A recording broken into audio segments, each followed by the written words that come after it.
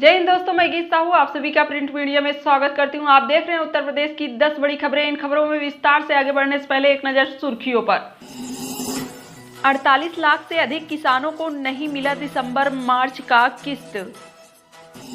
अब डॉक्टर और स्वास्थ्य कर्मियों को मिलेगी ऑनलाइन छुट्टी। शिक्षा क्षेत्र में सुधार के लिए प्रधानमंत्री नरेंद्र मोदी ने बताए 5 जरूरी मंत्र। ट्रेन टिकट की बुकिंग से लेकर बैंक खाते का बैलेंस भी बताएंगे कोटेदार। जिन लोगों के खाते में ई श्रम योजना की किस्त अभी तक नहीं आई, उनके लिए सामने आई बड़ी खबर। काशी विश्वनाथ एक्सप्रेस में अब LHB रैक की सुविधाएं। तो आइए इसी के साथ बढ़ते हैं आज की अपनी पहली बड़ी खबर की ओर। 48 लाख से अधिक किसानों को नहीं मिला दिसंबर मार्च का किस्त। जी हां दोस्तों, उत्तर प्रदेश समेत 5 राज्यों में हो रहे विधानसभा चुनाव के बीच पीएम किसान की दिसंबर मार्च की किस्त का आना जरूरी है। इसके बावजूद अभी 48 लाख से अधिक किसानों को अभी 2000 रुपए की किस्त का इंतजार है। पीएम किसान पोर्टल पर दिए गए 21 फरवरी के आंकड़े के मुताबिक कुल 12.49 करोड़ किसान रजिस्टर्ड हैं। इनमें से 10.71 करोड़ से अधिक किसानों का FTO जनरेट हुआ है और 10.22 करोड़ किसानों के खातों में दिसंबर मार्च की किस्त पहुंच गई है। इसी के साथ आइए बढ़ते अपनी दूसरी बड़ी खबर की ओर। अब डॉक्टर और स्वास्थ्य कर्मियों को मिलेगी ऑनलाइन छुट्टी। जी हां दोस्तों, उत्तर प्रदेश की राजधानी लखनऊ के KGMU में अब डॉक्टर व स्वास्थ्य कर्मियों को ऑनलाइन छुट्टी मिलेगी। बिना जानकारी के नदारद होने वाले डॉक्टर और कर्मचारियों के खिलाफ KGMU प्रशासन कार्रवाई करेगा। यहाँ छुट्टी की प्रक्रिया ऑनलाइन कर दी गई है। किसी भी डॉक्टर को अगर छुट्टी लेनी है तो वह मानव संपदा पोर्टल पर पहले आवेदन करेगा। मंजूरी मिलने के बाद ही अवकाश पर जा सकेगा। इसी के साथ आइए बढ़ते अपनी तीसरी बड़ी खबर की ओर। शिक्षा में सुधार के लिए प्रधानमंत्री नरेंद्र मोदी ने बताए 5 जरूरी मंत्र।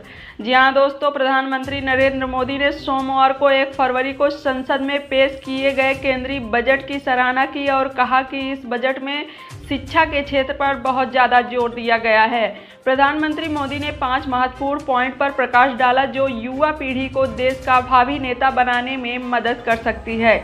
एक वेबिनार को संबोधित करते हुए प्रधानमंत्री ने कहा कि हमारी युवा पीढ़ी देश की भावी नेता है, इसलिए आज ही युवा पीढ़ी को सशक्त बनाने का अर्थ है भारत के भविष्य को सशक्त बनाना। 2022 के बजट में शिक्षा क्षेत्र से जुड़ी 5 बातों पर काफ़ी जोर दिया गया है, जैसे कि गुणवत्तापूर्ण शिक्षा का सार्वभौमिकरण, कौशल विकास, अंतर्राष्ट्रीयकरण आदि। इसी के साथ आइए बढ़ते हैं अपनी चौथी बड़ी खबर की ओर। ट्रेन टिकट की बुकिंग से लेकर बैंक खाते का बैलेंस भी बताएंगे कोटेदार। जी हां दोस्तों, केंद्र सरकार लंबे समय से समाज के अंतिम तबके तक डिजिटल और वित्तीय सेवाएं पहुंचाने की दिशा में काम कर रही है।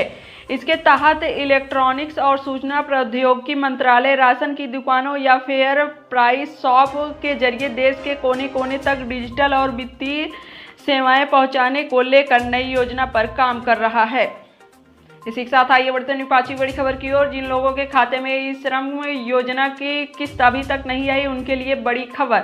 जी हां दोस्तों, इस योजना के तहत नवंबर दिसंबर महीने की किस्त 1000 रुपये योगी सरकार ने ई श्रम पोर्टल पर रजिस्टर्ड लोगों को बैंक खाते में भेज दिया है। लेकिन जिन लोगों के खाते में धनराशि नहीं आई है, वे अपना अकाउंट चेक कर लें। सरकार ने ऐसे लोगों के खाते में दूसरी किस्त ट्रांसफ़र कर दी है। यह किस्त सिर्फ उन्हीं लोगों के खाते में भेजी जा रही है जो पहली किस्त से वंचित रह गए। इसी के साथ आइए बढ़ते अपनी छठी बड़ी खबर की ओर। काशी एक्सप्रेस में LHB रैक की सुविधाएं। जी हां दोस्तों, बनारस नई दिल्ली काशी विश्वनाथ एक्सप्रेस में अब अत्याधुनिक LHB की सुविधा मिलेगी। इसकी शुरुआत सोमवार से की गई है। बनारस स्टेशन से LHB रैक के 7 ट्रेन नई दिल्ली के लिए रवाना की गई। PRO अशोक कुमार ने बताया कि LHB जर्मन तकनीकी है। LHB रैक वाले ट्रेन तेज स्पीड से चलने के साथ ही यात्रियों को आरामदायक सफर मुहैया करवाती हैं। इसी के साथ आइए बढ़ते हैं सातवीं बड़ी खबर की ओर। राकेश टिकैत ने केंद्र पर लगाया वादा खिलाफी का आरोप। जी हां दोस्तों, भारतीय किसान यूनियन के नेता राकेश सिंह टिकैत ने केंद्र सरकार पर वादा खिलाफी का आरोप लगाते हुए अन्नदाताओं के हितों की रक्षा के लिए एक बार फिर देश भर में जाने का ऐलान किया है। टिकैत का कहना है कि आर्थिक मंदी और लॉकडाउन के बीच भी किसानों मजदूरों की मेहनत से कृषि उपज बढ़ी है। सरकार को देश के किसानों का विश्वास नहीं तोड़ना चाहिए। इसी के साथ आइए बढ़ते अपनी 8वीं बड़ी खबर की ओर। आयुर्वेद और यूनानी छात्रों को चौधरी चरण सिंह विश्वविद्यालय ने दिया आखिरी मौका। जी हां दोस्तों, उत्तर प्रदेश के मेरठ शहर के चौधरी चरण सिंह विश्वविद्यालय से संबद्ध कॉलेजों से संचालित BMS आयुर्वेद और BUMS यूनानी के परीक्षा फॉर्म भरने की तिथि बढ़ा दी गई है। कोविड की वजह से कुछ छात्र छात्राएं परीक्षा फॉर्म नहीं भर पाए थे।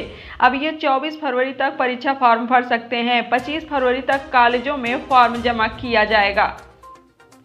इसी के साथ आइए बढ़ते अपनी 9वीं बड़ी खबर की ओर। प्रयागराज के माघ मेले में शॉर्ट सर्किट से शिविर में लगी आग। जी हां दोस्तों, प्रयागराज माघ मेले में पाटून पुल नंबर 1 के पास स्वामी ज्ञानानंद सरस्वती के शिविर में रविवार देर रात शॉर्ट सर्किट से आग लग गई।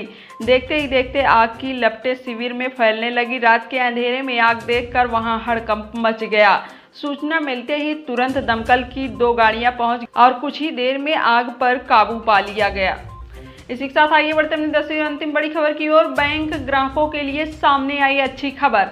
जी हां दोस्तों, केंद्रीय वित्त मंत्री निर्मला सीतारमण ने कहा कि बैंकों को ग्राहकों की सुविधाओं पर और ज़्यादा ध्यान देना चाहिए ताकि कर्ज लेने वालों के लिए प्रक्रिया को अधिक सरल किया जा सके।